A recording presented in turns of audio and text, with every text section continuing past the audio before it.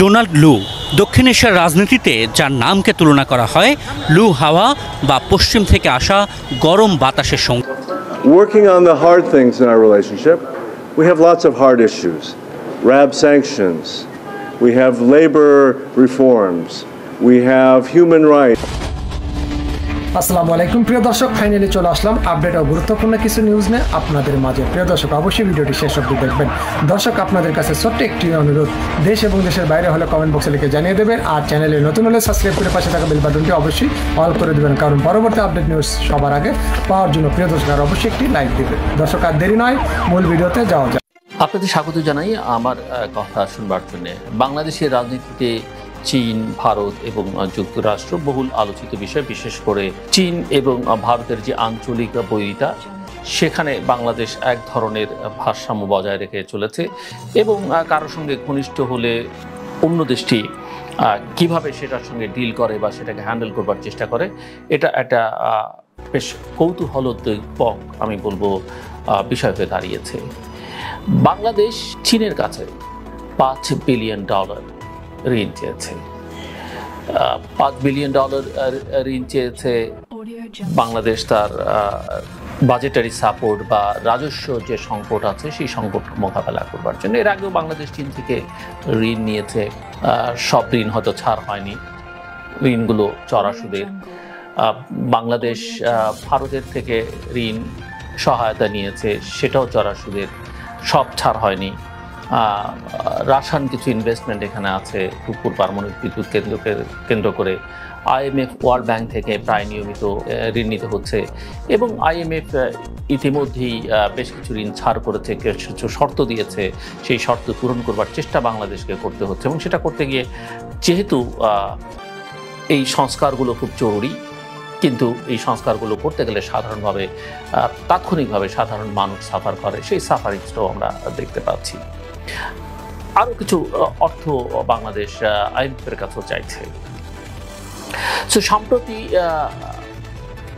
এই যে ঋণ চাওয়া, এর তাৎপর্য কি? অনেকে এই বিষয় নিয়ে লেখালেখি করছেন এবং এই বিষয় নিয়ে যুক্তরাষ্ট্রের ইলিনয় স্টেট ইউনিভার্সিটির professor Ali Riaz, distinguish professor, যিনি আমেরিকান ইনস্টিটিউট অফ বাংলাদেশ স্টাডিজেরও প্রেসিডেন্ট, আটলান্টিক কাউন্সিলের সিনিয়র নন রেসিডেন্ট ফেলো, তিনি দ্য ডিপ্লোম্যাট যে খ্যাতনামা ম্যাগাজিন আছে ওয়াশিংটনের DC ভিত্তিক, সেখানে এই বিষয় নিয়ে কিন্তু একটি লেখা লিখেছেন এবং গত 9 মে সেই লেখাটি প্রকাশিত হয়েছে। এই আলোচনায় আমি ওই লেখার ভেতর থেকে কিছু তথ্যপাত্র আপনাদের সামনে তুলে ধরবার চেষ্টা করব এবং সামগ্রিকভাবে এই প্রসঙ্গটি আলোচনা করবার চেষ্টা করব। বৈদেশিক মুদ্রা রিজার্ভে আবারও পূরণ করবার জন্যে এবং আমদানি যে ব্যয় আছে সেই ব্যয় মেটাবার জন্য, অর্থাৎ বিল পরিশোধ করবার জন্য বাজেট সহায়তার জন্য চীনের কাছ থেকে বাংলাদেশ $5 বিলিয়ন ঋণ চাইছে। সহজ শর্তে এই ঋণ বাংলাদেশ চাইছে এবং এই যে রাজস্ব আহরণ, সেটা খুব একটা ভালো জায়গায় বাংলাদেশ নেই, আমরা জানি। এবং রিজার্ভ, যেটা নিয়ে বাংলাদেশ দীর্ঘদিন যাবৎ গর্ব করছে, সেই রিজার্ভ ধীরে ধীরে কমতে শুরু করেছে কেন্দ্রীয় ব্যাংকে। প্রকৃত তথ্যটা কিন্তু এখন পর্যন্ত আমরা কেউই জানি না এবং অনেকে মনে করেন এখন 3 মাসের ব্যয় মেটানো, যেটা মিনিমাম দরকার, সেটাও কিন্তু বাংলাদেশের কেন্দ্রীয় ব্যাংকের কাছে নেই। কিন্তু এই যে ঋণ চাওয়া, $5 বিলিয়ন যে ঋণ চাওয়া, সেটা অনেকেই মনে করেন এটা খানিকটা বিভ্রান্তিকর, কিন্তু অবস্থা যা তাতে এটা খুব বিস্ময়কর বলে মনে হয় না। বিভ্রান্তির কথা যারা বলছেন তারা বলছেন এই কারণে যে বাংলাদেশ এর আগে চীনের কাছ থেকে বিশেষ করে এত বড় অঙ্কের একটা সহজ শর্তের ঋণ কখনোই চায়নি। বিগত বছরগুলোতে বাংলাদেশ বিভিন্ন প্রকল্পের জন্য চীন থেকে ঋণ নিয়েছে। এগুলো মূলত সাপ্লায়ার্স ক্রেডিট এবং চীনের অর্থছাড়ের সর্বোচ্চ পরিমাণ ছিল, আমরা যদি একটু হিসেবের দিকে তাকাই তাহলে দেখতে পাবো যে 2023 অর্থ বছরে $1.1 বিলিয়ন সর্বোচ্চ পরিমাণ বাংলাদেশ চীন থেকে অর্থ ছাড় করাতে পেরেছে। যাই হোক না কেন, যে দেশের চলমান অর্থনৈতিক সংকট বিবেচনায় বাংলাদেশের সহজ শর্তে ঋণ চাওয়ার সিদ্ধান্তে বিস্মিত হবার কোনো কারণ আছে বলে কেউ মনে করেন না। বিদেশি রিজার্ভ কমে যাওয়া, অর্থাৎ বৈদেশিক কারেন্সিতে যে রিজার্ভ বা ডলারের যে রিজার্ভ সেটা কমে যাওয়া, জিডিপি প্রবৃদ্ধির নিম্নগতি এবং উচ্চ মূল্যস্ফীতির পরিপ্রেক্ষিতে সরকার ঋণ পেতে দৌড়াচ্ছে বিভিন্ন মহলের কাছে, যেটা আমি শুরুতে বলেছি, এবং সেটা দৃশ্যমান এখন। বাংলাদেশের ঋণের পরিমাণ পরিশোধের যদি আমরা বলি, বাধ্যবাধকতা মেটানোর জন্য, অর্থাৎ আমরা লক্ষ্য করছি একজনের কাছ থেকে ঋণ নিয়ে আরেকজনের ঋণ শোধ করবার একটা প্রয়াস আছে। সো এই বাধ্যবাধকতা মেটানোর জন্যই আসলে অর্থের প্রয়োজন হয়ে দাঁড়িয়েছে। চীনের কাছে বাংলাদেশের অনুরোধের খবরটি এমন একটা সময় এসছে যখন বাংলাদেশ এবং আন্তর্জাতিক মুদ্রা তহবিল, যেটা IMF নামে সমধিক পরিচিত, স্টাফ লেভেলে আলোচনা করেছে এবং বাংলাদেশকে নানান শর্তে মোট $4.7 বিলিয়ন ঋণ বা ঋণ সহায়তা আমরা যেটাই বলি না কেন, এই ঋণের তৃতীয় ধাপ অর্থাৎ $1.4 বিলিয়ন অনুমোদন দেওয়া হয়েছে IMF এর পক্ষ থেকে। এবং বাংলাদেশ কিছু শর্ত পূরণ করেছে বলে IMF ঋণ ছাড় দিচ্ছে। এই সব শর্তগুলোর মধ্যে অনেকগুলো বিষয় আছে। আমি আগে উল্লেখ করেছি যে কোনো শর্ত পূরণ করা জরুরি, কিন্তু স্বল্প মেয়াদে মানুষ তাতে সাফার করে। তো যে কথা বলছিলাম যে এইসব শর্তগুলোর মধ্যে কয়েকটি আবার সাধারণ মানুষের জন্য খুবই ক্ষতিকর, সাধারণ মানুষ তাতে তাৎক্ষণিকভাবে সাফার করে, এটা আমরা কিন্তু মোটামুটিভাবে দেখতে পাই। যেমন ধরা যাক জ্বালানির মূল্য বৃদ্ধি, ইতিমধ্যেই গত বছরে বিদ্যুতের খরচ 3 গুণ বেড়েছে। চলতি বছরের নাগাদ আরও 4 ধাপে মূল্য বৃদ্ধির আশা করা হচ্ছে। 2011 এবং 2020 অর্থ বছরের মধ্যে মোট এক্সটার্নাল আউটস্ট্যান্ডিং পাবলিকলি গ্যারান্টেড, যেটাকে সংক্ষেপে পিপিজি বলা হয়, ঋণ 3 গুণ বেড়েছে।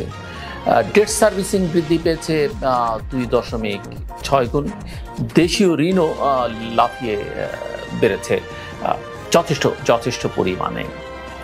সো চীনের কাছে সহজ শর্তে ঋণের যে অনুরোধ বাংলাদেশ করেছে তার অর্থনৈতিক এবং রাজনৈতিক প্রভাব রয়েছে, এ কথা কিন্তু অনস্বীকার্য, এবং সেটা যথেষ্ট পরিমাণে বিবেচনার দাবি রাখে।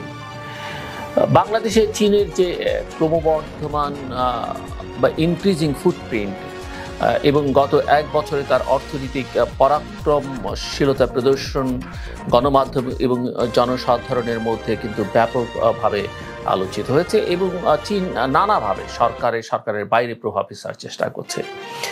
এটি ওয়াশিংটন ভিত্তিক think tank American enterprise institute গত বছর অনুমান করেছিল, প্রফেসর রিয়াজের লেখা থেকে আমি দেখেছি, যে বাংলাদেশে মোট চীনা বিনিয়োগের পরিমাণ প্রায় $7.7 বিলিয়ন। উপরন্তু চীনা কোম্পানিগুলো নানান খাতে $22.94 বিলিয়ন নির্মাণ চুক্তি পেয়েছে বাংলাদেশের কাছ থেকে। সো বাংলাদেশ চীন বাণিজ্য অত্যন্ত ভারসাম্যহীন। চীন ভারসাম্যহীন এই অর্থে যে বাংলাদেশ এখানে লুজার। চীন যেখানে 2023 অর্থ বছরে বাংলাদেশে $22.90 বিলিয়ন মূল্যের পণ্য রপ্তানি করেছে, সেখানে বাংলাদেশ থেকে আমদানি করেছে মাত্র $677 বিলিয়ন পণ্য। সো গ্যাপটা হিউজ, এটা কিন্তু বোঝাই যাচ্ছে।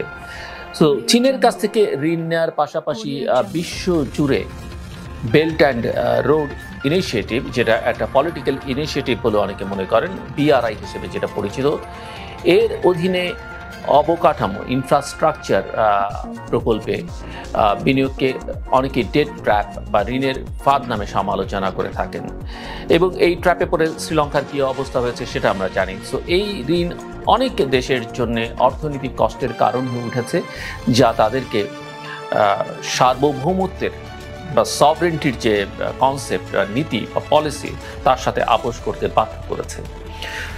2023 সালে প্রকাশিত এপির একটা বিশ্লেষণে দেখা যায় যুক্তরাষ্ট্রভিত্তিক সংবাদ সংস্থা অ্যাসোসিয়েটেড প্রেসের তথ্য অনুসারে চীন থেকে ঋণ নেওয়া দেশগুলোর ওই অর্থ বিদেশি ঋণ পরিশোধে ব্যয় করার প্রবণতা রয়েছে। বাংলাদেশের ক্ষেত্রে এটা বেশ ভালোভাবেই দেখা যাচ্ছে এবং কিছু কিছু ক্ষেত্রে চীন থেকে ঋণ নেওয়ার ফলে আইএমএফ এবং বিশ্ব ব্যাংকের মতো অর্থাৎ ইন্টারন্যাশনাল মনিটারি ফান্ড এবং ওয়ার্ল্ড ব্যাংকের মতো বহুপাক্ষিক মাল্টিল্যাটারাল প্রতিষ্ঠানের সঙ্গে কোনো দেশের সম্পর্ক কিন্তু প্রভাবিত হয়েছে।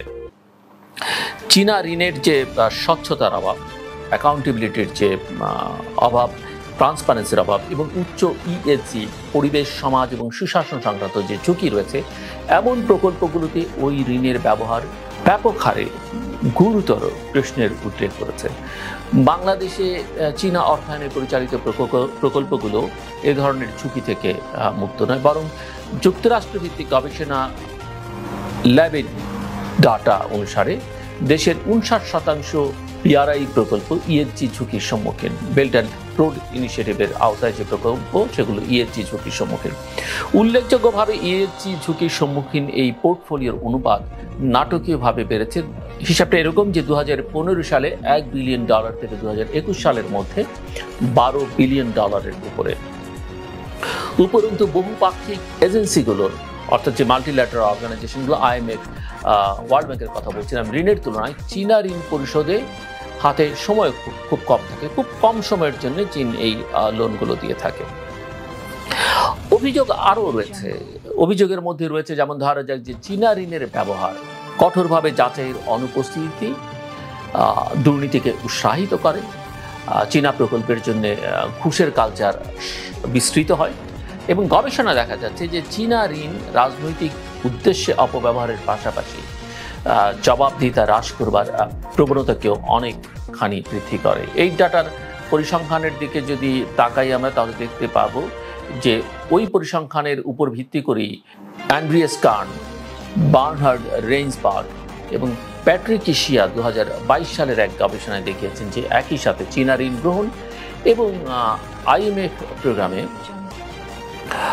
অন্তর্ভুক্ত হওয়া সুশাসনের জন্য অত্যন্ত সমস্যাযুক্ত এবং তাতে দুর্নীতিগ্রস্ত নেতারা উৎসাহিত হয় এবং বাংলাদেশে এটা আমরা প্রায় বেশ ভালোভাবেই দেখতে পাই।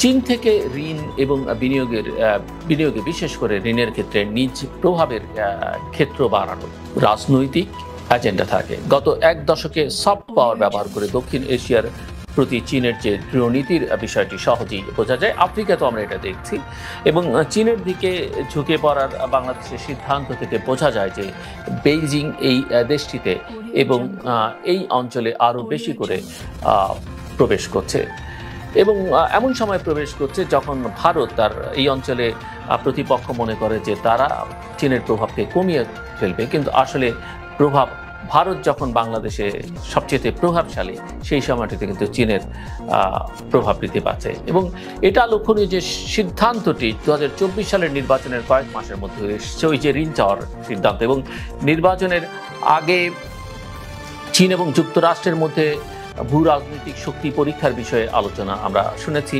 চীন শেখ হাসিনা সরকারের প্রতি তার অবিচল সমর্থন ব্যক্ত করেছে। অন্যদিকে যুক্তরাষ্ট্র অবাধ, সুষ্ঠু এবং অন্তর্ভুক্তিমূলক নির্বাচনের উপর জোর দিয়েছে। কিছু বিশ্লেষক যুক্তি দিয়েছিলেন যে বাংলাদেশে গণতন্ত্রকে সমর্থনকারী মার্কিন নীতি বিপরীতমুখী হবে, কারণ শেখ হাসিনাকে চীনের কাছাকাছি যেতে প্ররোচিত করবে, মার্কিন নীতি চীনের কাছাকাছি প্ররোচিত করবে এবং এটা ভারতীয় ক্যাম্পেইনও ছিল। ভারত যে দেশটি কিনা 2009 সাল থেকে প্রধানমন্ত্রী শেখ হাসিনাকে অকুণ্ঠ সমর্থন দিয়ে এসেছে, জোর দিয়ে বলেছিল যে চীনের থেকে শেখ হাসিনার সম্ভাব্য গমন রোধ করতে যুক্তরাষ্ট্রকে পিছু হটতে হবে এবং যুক্তরাষ্ট্র 7 জানুয়ারির নির্বাচনের পরিপ্রেক্ষিতে দৃশ্যত পিছিয়ে গেছে। স্পষ্টতই ভারতীয় যুক্তি ছিল যে তারা হাসিনা সরকারের উপর চীনা প্রভাবকে ধারণ করতে সক্ষম হবে, যদিও গত এক দশকের রেকর্ড কোনো সফলতারই ইঙ্গিত দেয় না। ভারতের সফলতার ইঙ্গিত দেয় না যে চীনকে তারা দূরে রাখতে পেরেছে। 2009 সালের পর বাংলাদেশে চীনের প্রভাব উল্লেখযোগ্যভাবে বৃদ্ধি পায়, যে সময়টাকে ভারত বাংলাদেশ সম্পর্কের স্বর্ণযুগ হিসেবে বর্ণনা করা হয়। বলা হয় এটা মডেল রিলেশনশিপ, বলা হয় এটা স্বামী স্ত্রীর সম্পর্ক। এবং বলা হয়ে থাকে এই সম্পর্কের মধ্যে কোনো দেনা পাওনার হিসেব করতে নেই, এতটা উচ্চমাত্রার সম্পর্ক। সেই সময় কিন্তু চীনের এই প্রভাব বৃদ্ধি পেয়েছে। এর সাথে বাংলাদেশ ও চীনের আসন্ন যৌথ সামরিক মহড়া, যে মহড়া ইতিমধ্যেই এক্সারসাইজ হবার চেষ্টা চলছে, এক্সারসাইজ হয়েছে কিছুটা, হবে কিছুটা, এবং যেটা নিয়ে নানা রকমের প্রশ্ন ভারত থেকে তোলা হচ্ছে। এবং তিস্তা প্রকল্পে চীনের যে সম্পৃক্ততার সম্ভাবনা, এই ইঙ্গিত দেয় যে বাংলাদেশে ভূরাজনৈতিক গ্রেট গেম আরও তীব্র হবে। ঋণের জন্য বাংলাদেশের অনুরোধে চীন সাড়া দেবে কিনা তা এখনও বলা যাচ্ছে না, তবে খানিকটা ইঙ্গিত পাওয়া গেছে চীন হয়তো সাড়া দিতেও পারে, তবে নিশ্চয়ই সেখানে অনেকগুলো শর্ত থাকবে। তবে বাংলাদেশ এবং চীন উভয় সরকারের স্বচ্ছতার অভাবের যে রেকর্ড, তার পরিপ্রেক্ষিতে বাংলাদেশিরা হয়তো জানেন যে কী ঘটতে যাচ্ছে। যাই হোক, সুপরিচিত বিষয়টা হলো যে বাংলাদেশের কোনো ফোরামে সরকারকে এটা ব্যাখ্যা করতে হয় না যে কেন বহুপাক্ষিক সংস্থা থেকে নেয়া ঋণের পাশাপাশি চীনের কাছ থেকে ঋণ নিতে হবে। পার্লামেন্টে নিয়ে আলোচনা হয় না। এটা বলাই যায় যে বাংলাদেশ যে ঋণ চাচ্ছে তার সাথে কি শর্তাবলী সংযুক্ত করা হচ্ছে তার নাগরিকরা জানেন না। ঋণ পরিশোধের চাপে পড়া বাংলাদেশ আগের ঋণের সাথে কেন এই ঋণ যোগ করছে তা নিয়েও আলোচনা করা হবে না। যাদের আর্থিক এবং রাজনৈতিকভাবে এই বোঝা বহন করতে হবে, তাদের কোনো কথা না শুনেই সরকার একতরফাভাবে এমন সিদ্ধান্ত নিতে পারার কারণ হচ্ছে জবাবদিহিমূলক শাসন ব্যবস্থার অনুপস্থিতি। এবং সেই শাসন ব্যবস্থা কিভাবে বাংলাদেশ ফেরত পাবে, বাংলাদেশের জনগণ ফেরত পাবে, সেটা একটা বড় প্রশ্ন। তার জন্যে অনেক কিছু দরকার। তার জন্যে আইনের শাসন দরকার, তার জন্যে সুশাসন দরকার, তার জন্যে জবাবদিহিতা নিশ্চিত করা দরকার, তার জন্যে গণতন্ত্র দরকার, প্রতিষ্ঠানগুলোকে শক্তিশালী করা দরকার, এবং সবচেয়ে বড় যেটা দরকার, একটা প্রাথমিক, একটা ন্যূনতম পূর্বশর্ত, দেশে অবাধ সুষ্ঠু নিরপেক্ষ নির্বাচন অনুষ্ঠানের স্থায়ী ব্যবস্থা করা, সেটা জাতীয় পর্যায়ে হোক কিংবা স্থানীয় সরকার পর্যায়ে হোক। আমার কথা শুনবার জন্য আপনাদের অসংখ্য ধন্যবাদ। আপনাদের সবার জন্য শুভকামনা।